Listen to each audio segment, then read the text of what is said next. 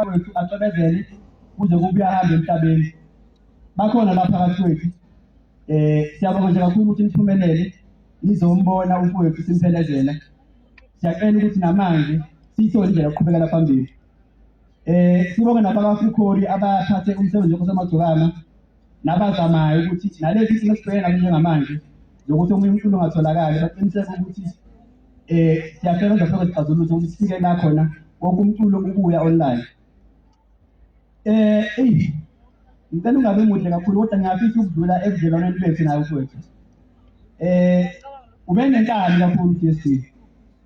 Kodwa inkani yakhe bengabonakala ukuthi bebheke phansi. Bekumele ube sesibuze ukuze uyibone inkani yakhe. Ngokwesikhathi impela sebenza ngisonga kodwa ngiyacela ukubhala ngaleli lokuthi bafowethu namanje ngoba simela phambi kwenu umfowethu uhambe umsebenzi wakhe usingethwe leli thimba elapha phambi kwenu njengamanje. Futhi namanje akukho okuzoshintsha. Ngaba umculo, ungaba ama-events, ngaba ama-partnerships in any shape or form. Isicelo collective is and remains the only custodians of the brand yenkosi yamagcokama. Siyacela-ke njengamanje ukuthi sime phambi kwenu niseseke ukho konke esifisa ukuthi sikwenze umfowethu engasekho. Ngicela ukubonga ngalesi sikhathi.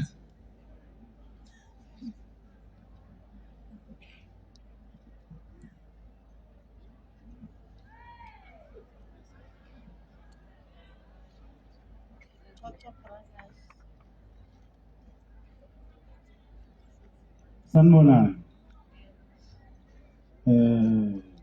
Sicela ukubingelela kubo bonke abantu abangaka. Sibingelela esizweni sonke sasemachulwini, isizwe sasemabovini, isizwe sasemathenjini, umajozi. Nazo zonke izizwe khona sibingelela amakhosi iy'nduna. Bonke abaphathi abakhona siyababingelela. Lona okhulumayo ucela umusa Zuma odlala i-bass guitar.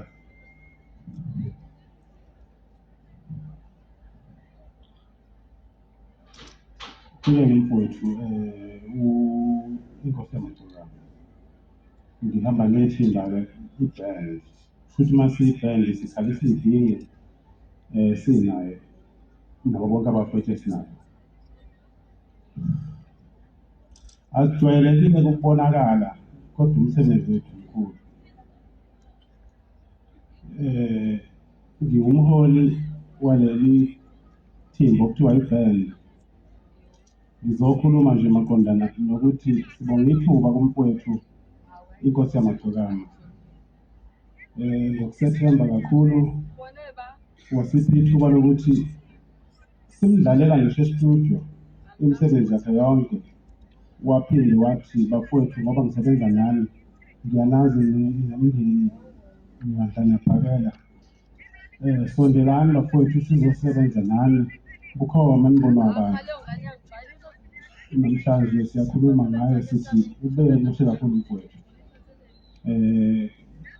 Khona ukulokuya ngathi mhlawumbe mfowethu angabe simvalelise bukhoma nanenibona. Ukhulumeki siyabonga.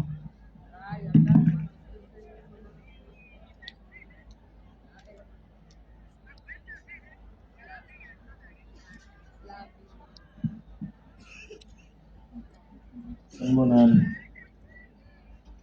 Obingelelayo uSiduduzo Wambatha ekhaya kuSolundi. Eduze kwami kukhona ubaba uMshazi okuyena umuntu oqala owakholela kuSicelo. Mabulandlela namabulandelakazi ninonke ngicela ukukhala kanye nani nokuzolana kanye nani ekuthini umuntu ebenikholela kuyena namhlanje akasekho. Akasophinde futhi abe kanye nathi futhi akusophinde nimbone. Angeke ngande kakhulu ngaye kodwa nje ukuthola kwami ucingo lokuthi umfowethu akasekho. Angazi noma ngizothi ithanda laduma noma kwaduma mina kodwa nje ngasho isinqumo sokuthi ngihambe ngifike ngibone la umfowethu aphelele khona. Angibange nje ngisafika khona ngesizathu sokuthi ubhuti umuntu encane ngakuphi ubhuti ophamisisane lapho khona. Ubhuti into encane bafowethu ngifisa ukumbonga kakhulu namhlanje. Ngingambongi ukuthi ngibonga ukuthi umfowethu akasekho, kodwa nje ngibonga ukuthi ngathi mangabe ngikhala ngimfonela ngo-12 ebusuku, ngo-12 ngimfonela ngithi bhuti ngicela uyongibhekela kuthiwa khona ingozi ekhona laphana empangeni. Ngicela uyongibhekela mfowethu ukuthi abafowethu banjani. Wathi mfowethu angikho ngiseThekwini, kodwa ngoba mfowethu usokhulumile ngizocela ukuthi ngisondele ngakhona. Ubhuti angazi ukuthi wayenzani, kodwa ngicabanga ukuthi wayashiya konke ayokwenza owahamba nobhuti uKhuzana. Ngiyabonga kakhulu. Bahamba bobabili ngiyabonga nje kakhulu, ngiyabonga mfowethu. Bahamba bobabili bathi la konke ababekwenza ngazi babenzani, kodwa nje bakushiya phansi konke ababekwenza ngoba ngase ngicelile kumfowethu into encane ngathi kodwa ngiyacela ngicela uyongibhekela abafowethu ngizwa kuthiwa laphana uma uzongena eJaspers sebenenkinga. Bashiya konke ababekwenza bahamba baya khona. Uma befika laphana wangifonela futhi umuntu encane wathi mfowethu ubusushilo ukuthi uyasuka eGoli uze ngapha, kodwa mfowethu ngicela ukuthi ungabe usajaha kakhulu noma awutholele indlela yokuthi mhlawumbe ugcine ufikile ngapha ngoba umfowethu akasekho. Ngizoxolisa abaphathi bohlelo nje ngiyaxolisa kakhulu ngesikhathi ngiyaxolisa, kodwa ngicabanga ukuthi ithuba lami lokugcina lelo lokukhuluma ngomfowethu. Wathi umfowethu akasekho manje ngabe ngifonele ngo-12 ebusuku kuyoshawa 1. Ngathi naye mfowethu awukhulumi nami angikuzwa ukuthi uthini. Wathi naye ngiyacela ukuthi mfowethu noma ngabe kuthiwa ubufisa ukufika lana, kodwa ngicela ukuthi uzame ukwenza indlela ukuthi ungabusashesha kakhulu ngoba akasekho umfowethu. Uyabona. Ngifisa nje ukubonga kakhulu Nondaba. Ngiyabonga mfowethu nakuwe Gawozi. Ngiyabonga mfowethu ukuthi noma kuthiwa yini enaniyenza ngalesa sikhathi mangabe ngifona phakathi kwamabili ngicela nongibhekela abafowethu nikiye konke nanikwenza niyongibhekela isimo. Ngiyabonga. Ayena Nkosi amagqokama yeye. Apho amantombazane esimele ishasi. Apho mama bekiniza. Ivale mfana. uMC Mshazi udumo lo nesisu sakhe sizokhala lapha emndenini okaDlamini nasemndenini waseSouth Africa yonkana. Sithaletha ngalehlanga ngizoshayela engqamlelayo. Uyeke uMshazi lo kwakuthiwa umfana kaMshazi uStebi esaqala ukucula ngo-2015 kwisidi yakhe yokuqala iParcel. Sithi dudu iduduzeke nonke mavula ndlela namavula ndlela kazi. Thank you.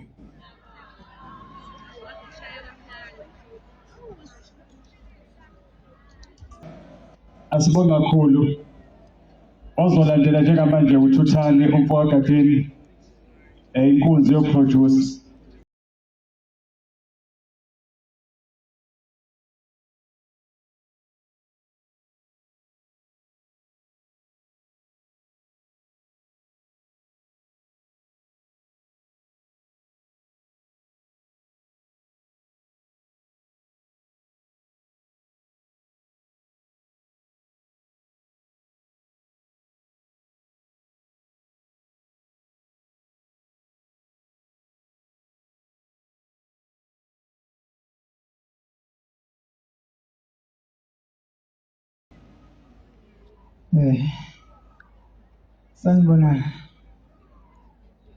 Sanibonani. Ngicela nivume uma ngimbingelela. Sanibonani.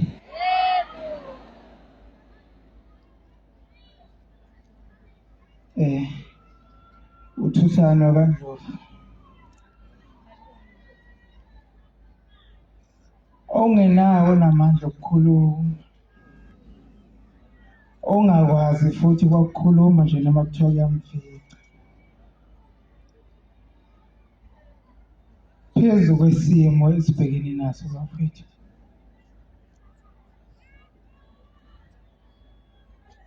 angazi noma kuyangivumela yini, kodwa nje akufiki kimi ukuthi ngampela into engizoyikhuluma ngosicebi into engeke iphinde yenzeke.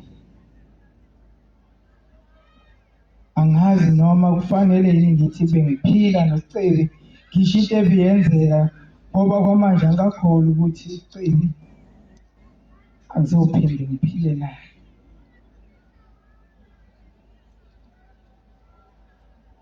Ngiyafisa ukukhuluma konke besikwenza nebekade siphila ngakho sinaye, ngenxa yesikhathi namandla okukhuluma mhlawumbe kuzongihlula.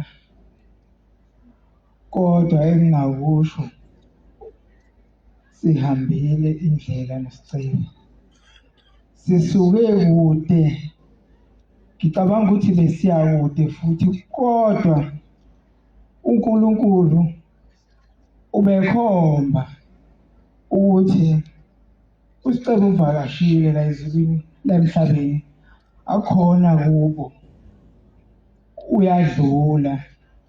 Ngoba uma singabheka izinto akazenzile, sibheka iminyaka yakhe, sibheka isikhathi akade enza ngaso izinto, ayiziningi izinto kodwa zilingani naye izinto akade ezenza. Ngiqala ukusebenza naye usicebi, satholana sahamba sayosebenza kwesinye isitudio kuthiwa kaBhazuka khona.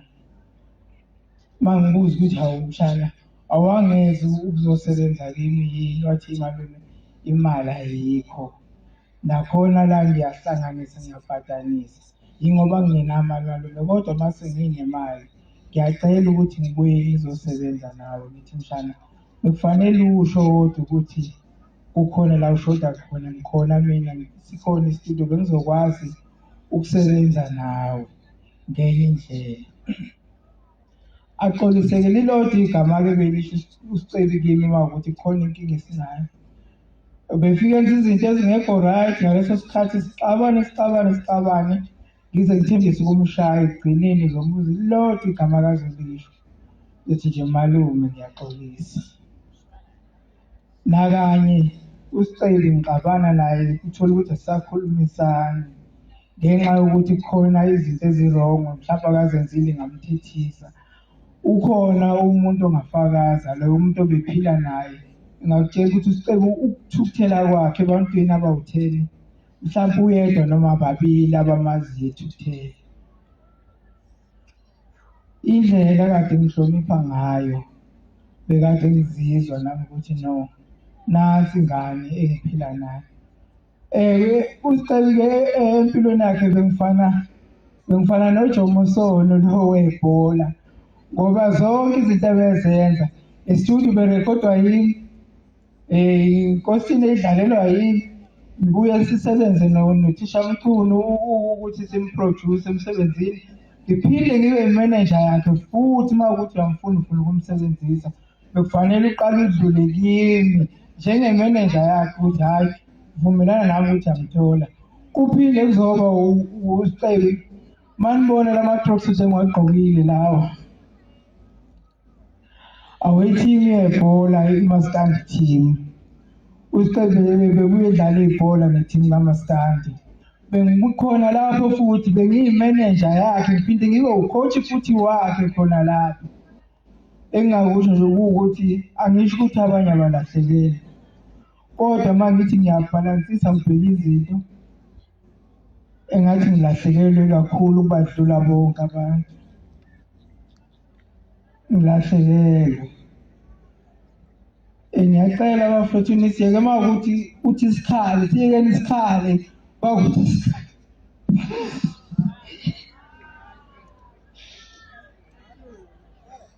Asikho esinye isikhathi esiyokhala ngaso ngaphandle kwalesi.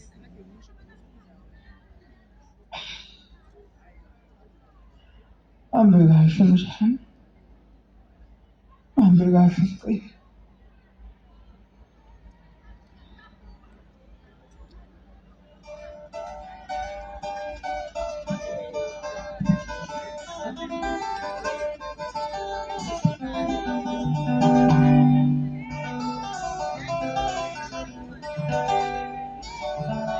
Yeah.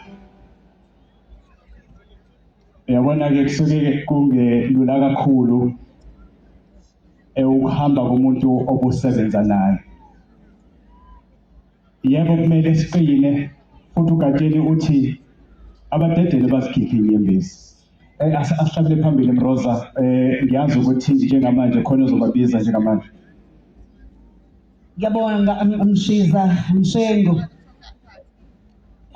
Kubuhlungu kakhulu iwe ngophondo kithina, kepha nje siyabonga amazwi abafowethu bonke abalokhu beshintana besiqinisa sonke ukuthi ngempela umculo kamfowethu nomculo wabanye abafowethu abasaqhamuka abasavela labakhona endimeni sizowubambisana.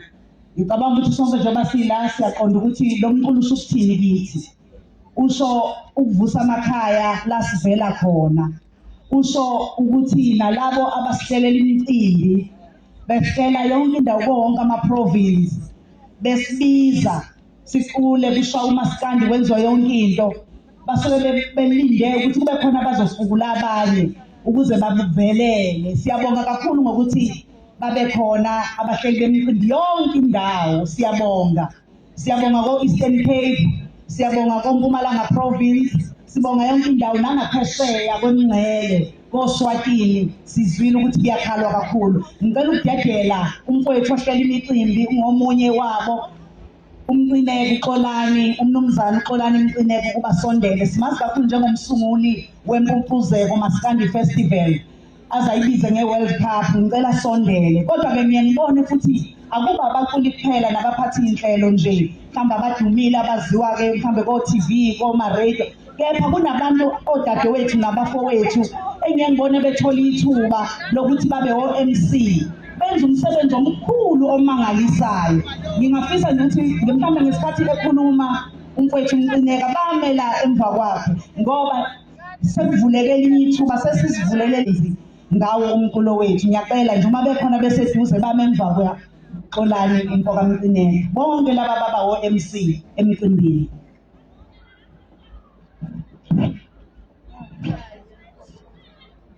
Sanibonani.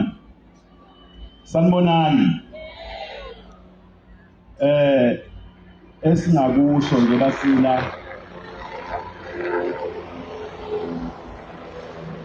ukuzokhalisa umndeni wakaDlamini, kodwa asikhalisa umndeni wakaDlamini kuphela, sikhalisa iNingizimu Afrika yonke ngoba iqhawe elihambile bekungase silona iqhawe lakwabo kuphela bese kuyiqhawe lesizwe. Ngakho-ke ukuba khona kwethu lapha ukuzobhonga emswanini sikhalise umndeni, sikhalise neNingizimu Afrika yonke.